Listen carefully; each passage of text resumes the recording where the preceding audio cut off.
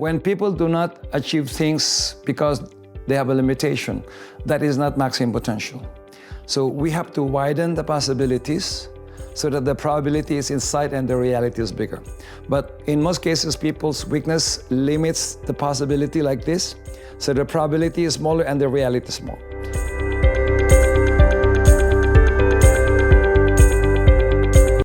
Master Delpe, it's an honor to have you here today. Thank you so much for taking time out from your incredibly busy schedule. I'm excited to have the opportunity to delve deeper into your wisdom and your experiences.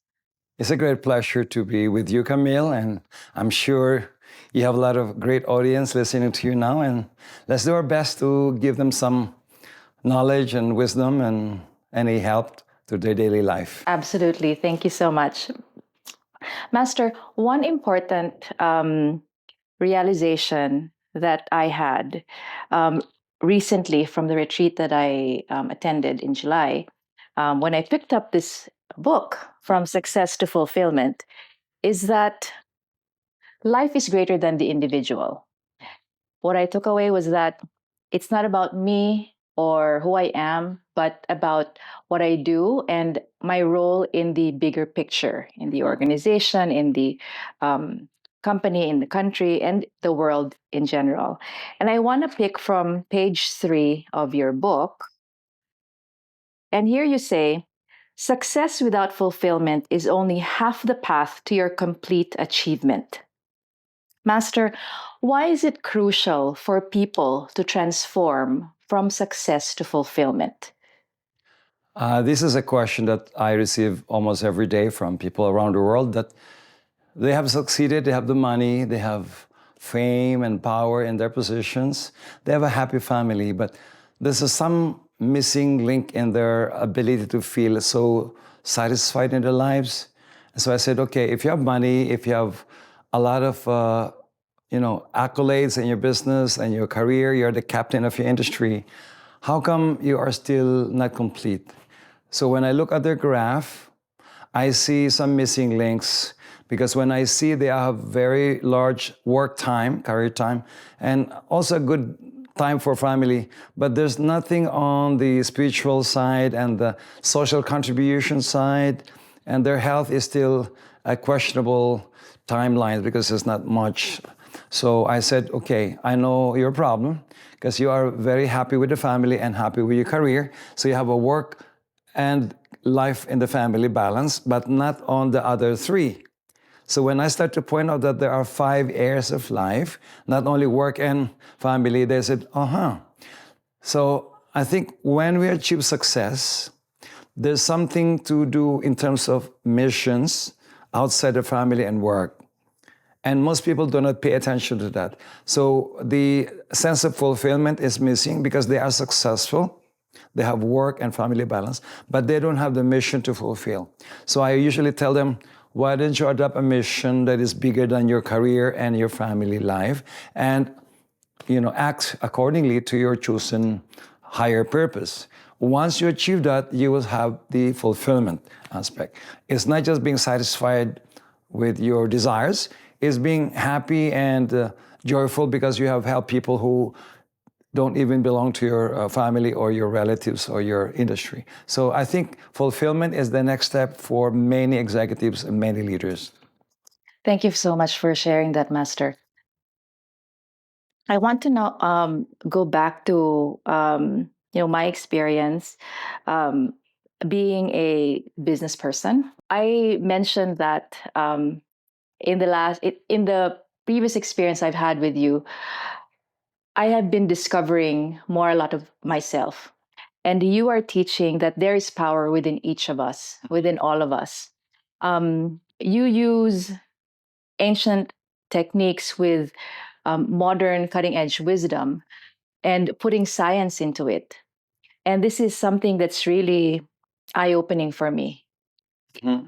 I'm sure that, I was skeptical in the beginning, but as I was using the tools and practicing the exercises, I was experiencing profound positive impact within me as a person, in my relationships, and also in my business.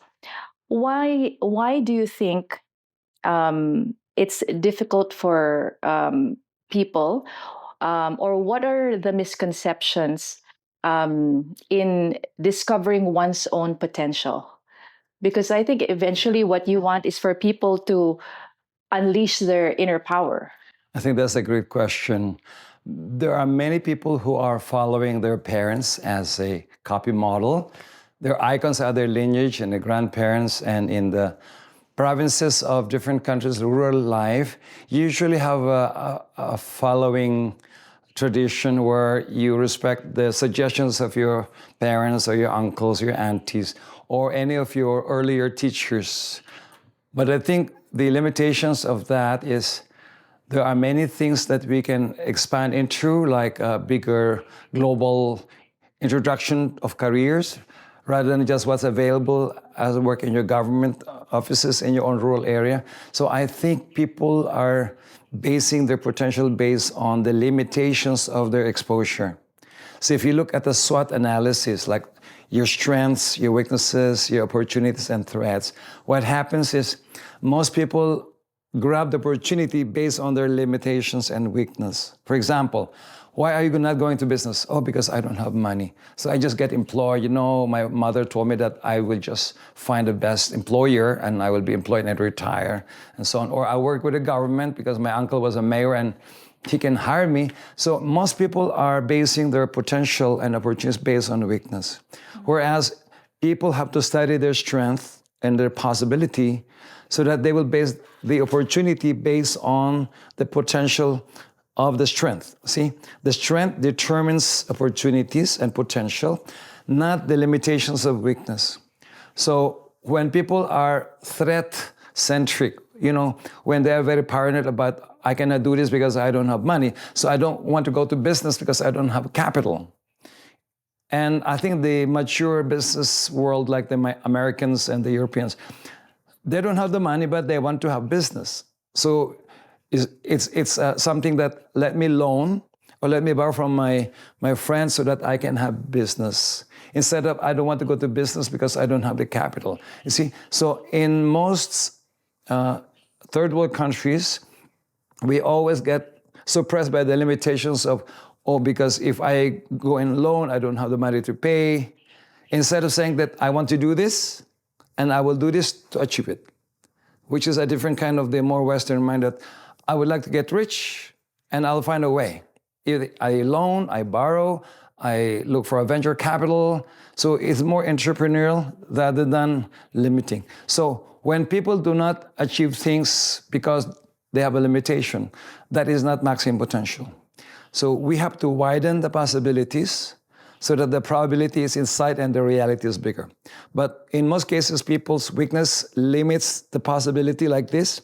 So the probability is smaller and the reality is small.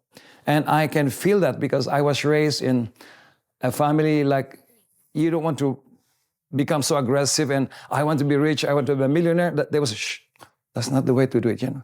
Be humble.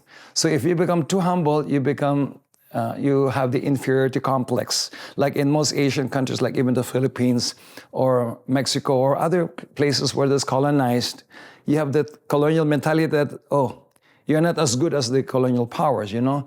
So this is the thing that I have to overcome myself.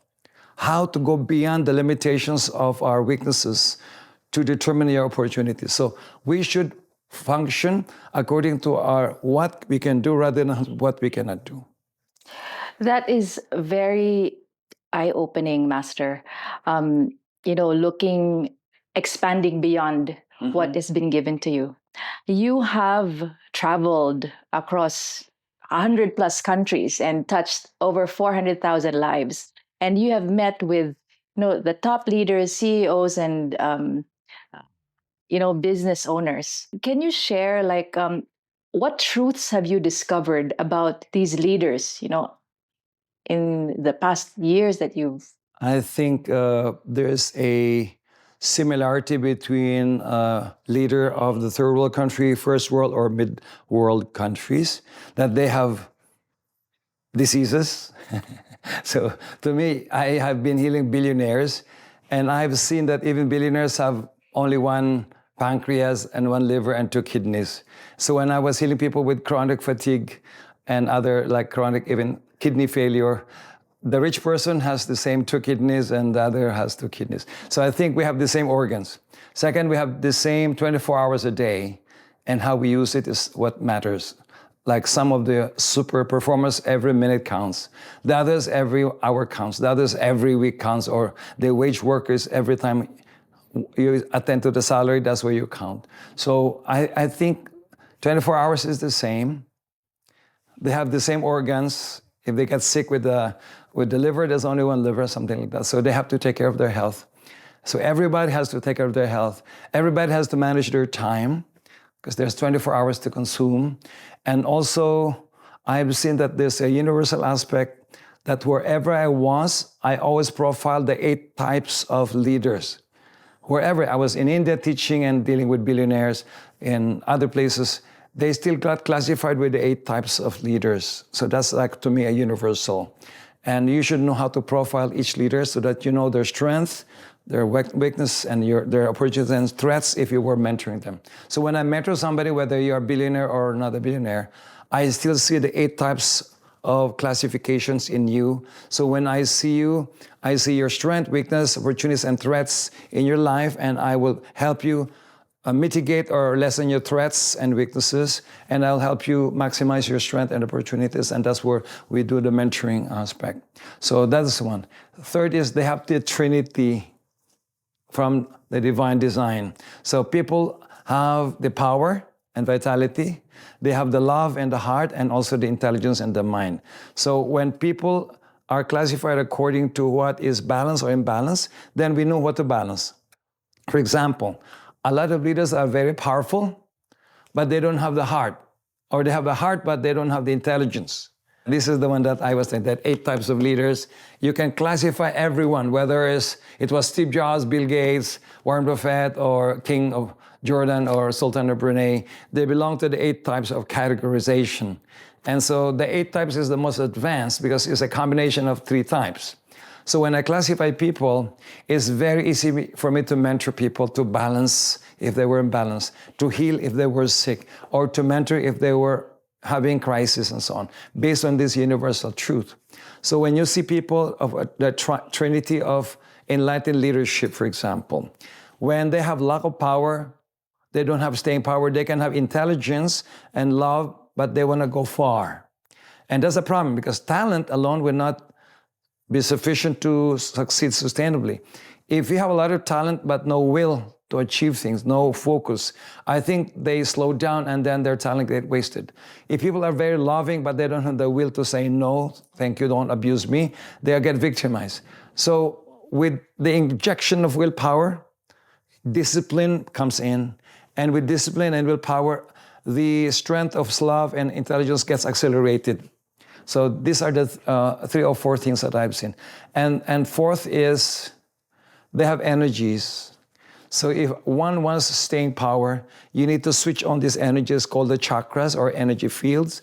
And you can stimulate the heart, you can stimulate the mind, you can stimulate the guts instincts, or your financial power at the base of the spine, or your spiritual center on the top of the head. So these are universal, and even you don't have the millions, or if you have only $1,000 in your pocket, you still have the same number of energy centers that you can switch on or switch off. And that's where we base our balancing strategies.